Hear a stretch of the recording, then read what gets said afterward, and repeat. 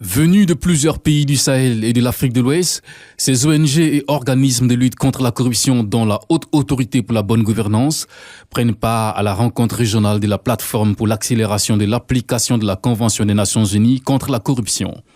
Une initiative de l'Office des Nations Unies contre la drogue et le crime. Nous avons le mandat d'accompagner les États, de fournir l'assistance technique aux États membres dans le cadre de la mise en œuvre de cette convention. Et je voudrais aussi saisir l'occasion pour remercier et féliciter les autorités de la Côte d'Ivoire. Nous avons vu les développements en matière de lutte contre la corruption, le travail que fait la Haute Autorité pour la bonne gouvernance. Des idéaux soutenus par la France avec la présence d'experts et son ambassadeur en Côte d'Ivoire. S'il y a corruption, il n'y a pas de développement. Et je voudrais remercier le président de la Haute Autorité ivoirienne d'être avec nous, avec les experts internationaux, notamment français, des gens de la Cour des comptes, des gens de la Haute Autorité française, pour voir comment aller plus loin encore dans la lutte contre la corruption. La Haute Autorité pour la bonne gouvernance, engagée dans la lutte contre la corruption en Côte d'Ivoire, accorde un intérêt majeur à cette réunion de travail dont l'importance pour elle est capitale. On ne peut pas lutter contre la corruption tout seul. C'est pour ça que nous nous réjouissons de la mise en place par l'ONUDC de cette plateforme qui regroupe des États de l'Afrique de l'Ouest et du Sahel pour mettre en place un cadre. La plateforme pour l'accélération de l'application de la Convention des Nations Unies contre la corruption en Afrique de l'Ouest et au Sahel est mise en place depuis 2022. Le ministre de la Promotion de la Jeunesse, de l'Insertion professionnelle et du Service civique, Mamadou Touré, avec à ses côtés l'ambassadeur de Chine en Côte d'Ivoire, procède à l'inauguration du centre carrière de l'Institut national polytechnique Félix Houphouët-Boigny INPHB de Yamoussoukro. Une plateforme digitale interactive qui offre une multitude de services pour les jeunes diplômés ou en formation. L'INPHB, qui a l'expertise en la matière, a été choisi pour mettre en œuvre le programme financé par la Chine à travers l'AFD et l'UNESCO. Toute cette communauté d'étudiants disposant donc d'un outil qui leur permettra d'avoir une orientation à la fois sur les choix à l'intérieur de l'école en fonction des besoins du marché, mais un centre carrière qui permettra également d'assurer la relation entre l'école et les entreprises. La création du centre carrière est un résultat concret de la mise en œuvre du projet en Côte d'Ivoire. Nous espérons que ce centre jouera efficacement un rôle positif dans l'emploi et le développement de la jeunesse ivoirienne.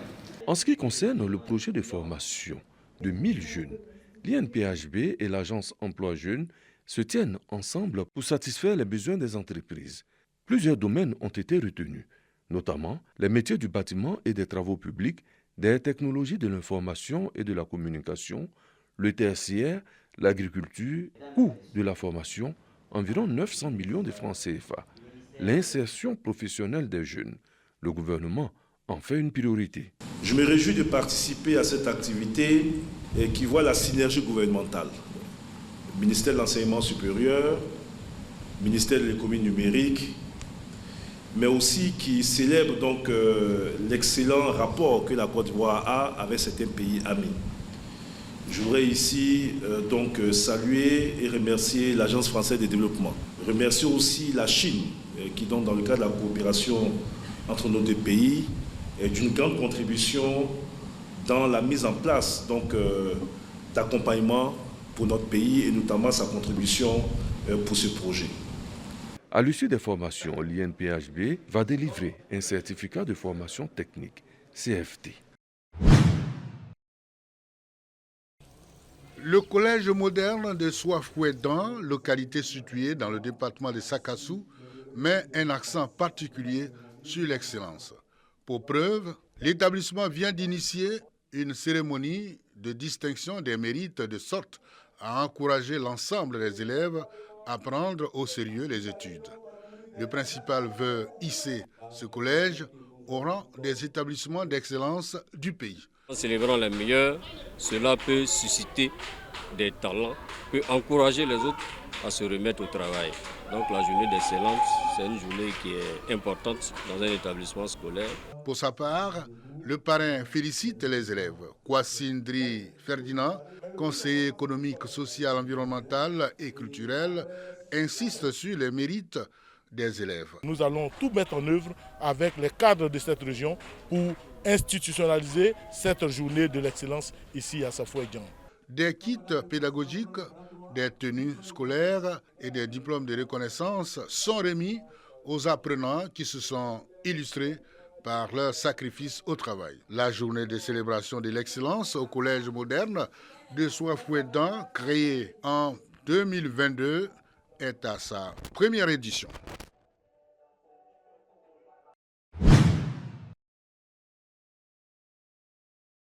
C'est un plan qui prend en compte la vision de la Direction régionale de la santé, de l'hygiène publique et de la couverture maladie universelle de l'Agnébi-Tiassa en matière de santé des populations pour les 3 années à venir.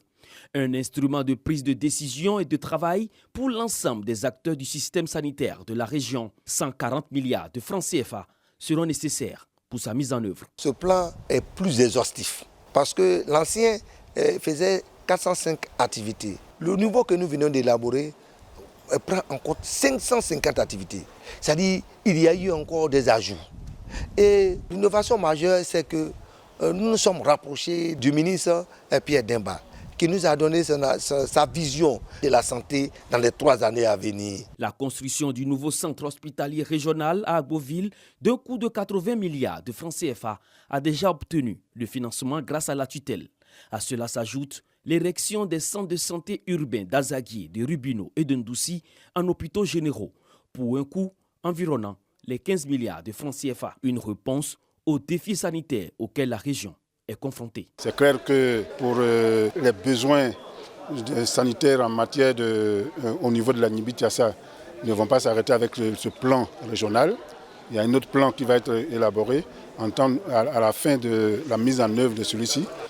Demander à chacun de nous de s'approprier du document et d'être un élément qui permettra de véhiculer les stratégies et les actions à mettre en œuvre, parce que la question sanitaire, c'est une question non seulement transversale, mais également c'est l'affaire de tous. Le préfet de Tahabo, représentant le préfet de région, s'est félicité de la qualité du travail abattu par l'ensemble des parties prenantes. Ce plan bénéficie également du soutien des partenaires techniques et financiers. L'Agnébi-Tiassa est la première région à entamer ce processus.